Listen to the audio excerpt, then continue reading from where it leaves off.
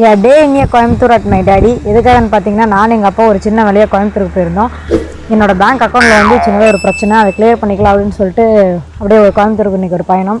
Kotak Mahindra bank என்னோடது. அதில் பார்த்தீங்கன்னா பேங்க் அக்கௌண்ட்டில் அமௌண்ட்டு கிரெடிட் ஆகுது, பட் டெபிட் ஆக மாட்டேங்குது. அந்த ப்ராப்ளம் சால்வ் பண்ணிடலாம் அப்படின்னு சொல்லிட்டு போயிருந்தோம். முன்னப்பண்ண நான் போனதே கிடையாது பேங்க்குக்கு, இப்போ தான் ஃபஸ்ட் டைம் போகிறேன்.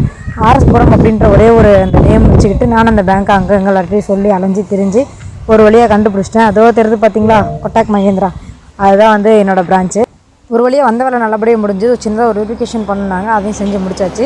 டவுன் பஸ்ஸுக்கு ஒரு 1/2 hour வெயிட் பண்ணியிருப்போம், பஸ்ஸே வரல. சரின்னு சொல்லிட்டு 4 அண்ணாங்க அப்படியே ஒன்று சேர்ந்தாங்க. அவங்க கூட சேர்ந்துட்டு ஷேர் ஆட்டோவில் அமௌண்ட் ஷேர் பண்ணி நாங்கள் எல்லாருமே ஒன்றா வந்துட்டோம். காந்திபுரம் பஸ் ஸ்டாண்டில் போய் இறங்கினோடனே மத்தியானம் ஒரு 2 o'clock இருக்கும். செம்ம பசி. சரின்ட்டு அங்கேயே ஒரு ஹோட்டலில் அப்படியே சாப்பிட போனோம்.